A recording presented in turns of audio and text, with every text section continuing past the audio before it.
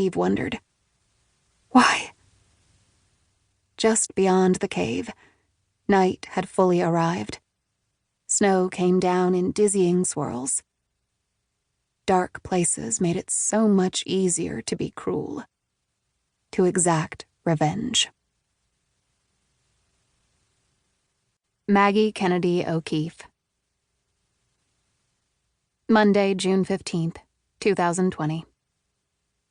As I slide out of my unmarked police car, my swollen belly briefly gets wedged against the steering wheel. Sucking in my gut does little good, but I manage to move the seat back and squeeze past the wheel.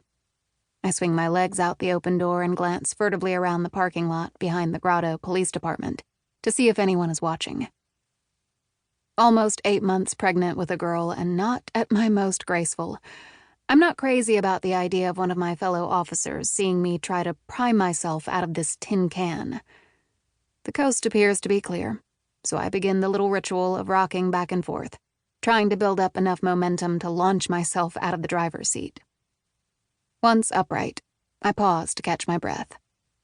The morning dew is already sending up steam from the weeds growing out of the cracked concrete. Sweating, I slowly make my way to the rear entrance of the Old Gray Lady, the nickname for the building we're housed in.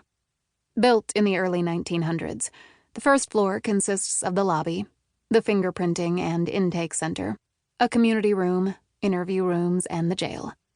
The second floor, which once held the old jail, is home to the squad room and offices.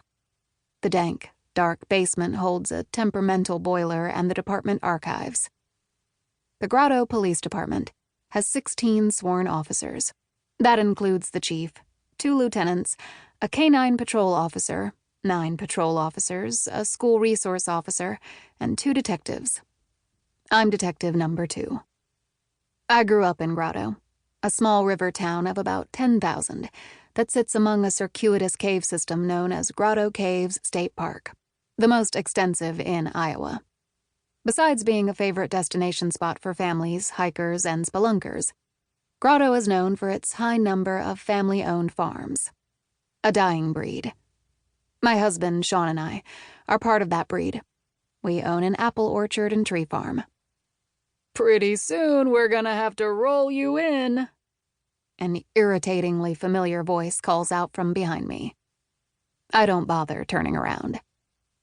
Francis, that wasn't funny the first 50 times you said it, and it still isn't. I scan my keycard to let us in. Pete Francis, an overconfident rookie officer, grabs the door handle and, in a rare show of chivalry, opens it so I can step through. You know I'm just joking, Francis says, giving me the grin that young ladies in Grotto seem to find irresistible, but just gives me another reason to roll my eyes. With the wrong person, those kinds of jokes will land you in sensitivity training, I remind him. Yeah, but you're not the wrong person, right? He says seriously. You're cool. I wave to Peg behind the reception desk and stop at the elevator and punch the number 2. The police department may only have 2 levels, but I'm in no mood to climb even 1 flight of stairs today. Do I look like I'm okay with it? I ask him. Francis scans me up and down. He takes in my brown hair pulled back in a low bun, wayward curls springing out from all directions, my eyes red from lack of sleep, my untucked shirt, the fabric stretched tight against my round stomach, my sturdy shoes that I think are tied, but I can't know for sure because I can't see over my boulder-sized belly. Sorry, he says, appropriately contrite, and wisely decides to take the stairs rather than ride the elevator with me. You're forgiven, I call after him. As I step on the elevator to head up to my desk, I check my watch.